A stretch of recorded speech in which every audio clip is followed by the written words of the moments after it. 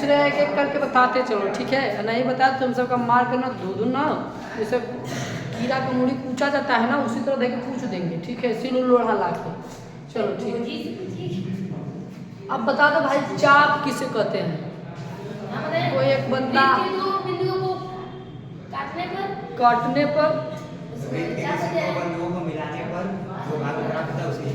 चाप कहते हैं। इसका मतलब ये हुआ कि किसी भी मिलाने पर नहीं, किसी भी वृत्त के किसी भी दो बिंदु को लेंगे, उसके बीच की दूरी को चाप कहते हैं, ठीक है? चाप चाप कहते हैं, ठीक है? चाट नहीं कहते हैं, आलू चाप ये नहीं कहते हैं, चाप कहते हैं। क्या कहते हैं? चाप कहते हैं। बात समझ में आया ना? हाँ, बात समझ में आ रहा? काट टुकुर टुकुर देख रही हो, समझ में नहीं आ रहा तो फिर क्या मतलब है?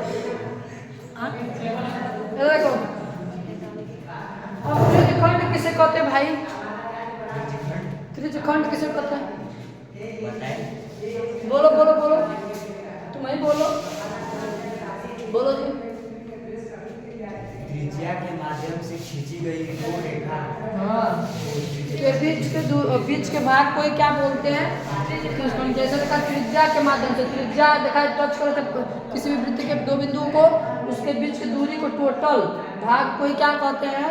त्रिज्यखंड। लेकिन उसमें दो प्रकार का त्रिज्यखंड हो जाता है, एक लघु त्रिज्यखंड, एक दीर्घ त्रिज्यखंड। तो दीर्घ त्रिज्यखंड का मतलब बड़ा वाला और लघु का मतलब छोटा वाला। ऐसा ही लघु समझ में आ रहा ना, लघु शंका, ठीक है?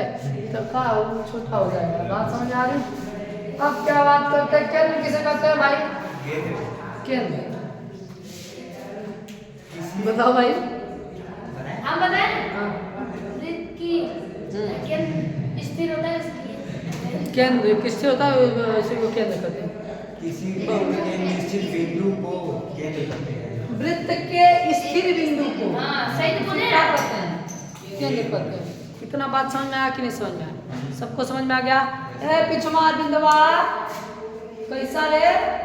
बोझा बन के आया है? हाँ, बोझा बन के आया धान का? हाँ, धान पीट के आ रहा कि थक गया?